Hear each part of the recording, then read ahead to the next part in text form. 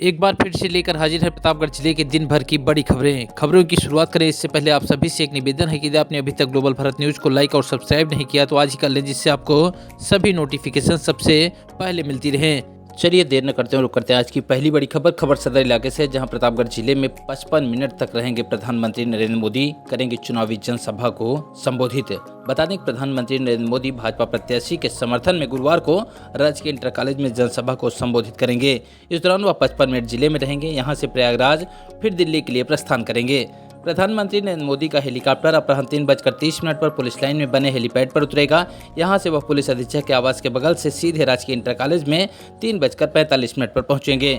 जनसभा में प्रधानमंत्री नरेंद्र मोदी के साथ उप मुख्यमंत्री केशव मौर्य, केंद्रीय मंत्री अनुप्रिया पटेल भी मौजूद रहेंगे। जनसभा में डिप्टी सीएम केशव प्रसाद मौर्य, केंद्रीय मंत्री अनुप्रिया पटेल का हेलीकॉप्टर दोपहर 1:45 पर केपी कॉलेज में बनाए गए हेलीपैड पर उतरेगा। प्रधानमंत्री के आगमन को लेकर सुरक्षा व्यवस्था के व्यापक इंतजाम किए गए हैं। एसपीजी ने हेलीपैड से लेकर मंच को भी अपने घेरे में ले लिया है। बुधवार दोपहर एडीजी प्रयागराज भानु भास्कर ने भी सुरक्षा व्यवस्था का जायजा लिया और उन्होंने अधिकारियों को आवश्यक दिशा निर्देश भी दिया। और प्रधानमंत्री प्रतापगढ़ में एक विशाल जनसभा को संबोधित करेंगे। उनके साथ राष्ट्रीय अध्यक्ष जेपी नड्डा और मुख्यमंत्री योगी आदित्यनाथ भी मौजूद रहेंगे। कल प्रतापगढ़ में लगभग 3 बजे प्रधानमंत्री की विशाल जनसभा होगी और इसको लेकर भाजपा नेताओं में काफी उत्साह भी देखने को मिल रहा है। यहाँ प्रशासन अलर्ट मूड पर है और सुरक्षा घेरे में, एसपीजी की सुरक्षा घेरे में प्रधानमंत्री पंडाल को ईंधन की बराबर किया जा रहा है। ग्लोबल भारत, गौरव तिवारी, प्रतापगढ़। खबरों में आगे बढ़ते हैं, बात करेंगे कंधई इलाके खबर की, जहां ईंट भट्टे पर पानी की टंकी फटी, मलबे में दबकर मां बेटे की मौत, मचा हड़कंप। बता दें कंधई के फिनाह गांव में ईंट भट्टे के पास नहाने के दौरान पानी की टंकी फटने से मलबे में दबकर मजदूरी करने वाली महिला और उसके 3 साल के बेटे की मौत हो गई। घटना बुधवार सुबह की बताई जा रही है। बताया जा रहा है कंधई इलाके के फिनाह गांव निवासी संजय सिंह ने अपना ईंट भट्टा किराए पर दिया है।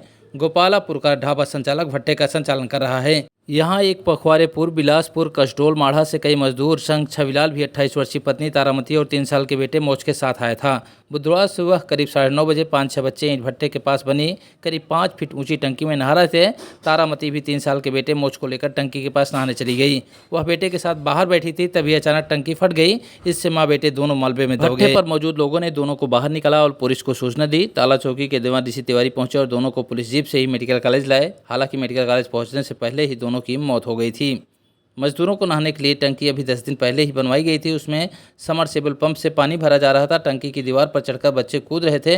भट्टा मजदूरों ने बताया कि टंकी की दीवार पतली थी, ऐसे में वह पानी के दबाव से ही टूट गई और बाहर मजदूर माँ बेटे मलबे में दब गए थे। खबरों में आगे बढ़ते हैं, बात करेंगे देहात कोतवाली इलाके खबर की, जहां सड़क हादसे में हुए युवक की मौत के बाद परिजनों ने अंतिम संस्कार करने से इनकार कर दिया। जिसकी जानकारी होने के बाद प्रशासनिक अधिकारियों के अलावा निवर्तमान सांसद संगमलाल गुप्ता भी मौके पर पहुंचे और परिजनों को समझा बुझाकर किसी तरीके से अंतिम संस्कार के लिए राजी किया। बता दें कि भदोही गांव के रहने वाले दिव्य प्रताप सिंह अपनी बेटियों के साथ किसी काम से शहर की तरफ जा रहे थे। जैसे वह बड़नपुर के पास पहुंचे, मंगलवार को फायर ब्रिगेड की चपेट में आने से उनकी मौत हो गई।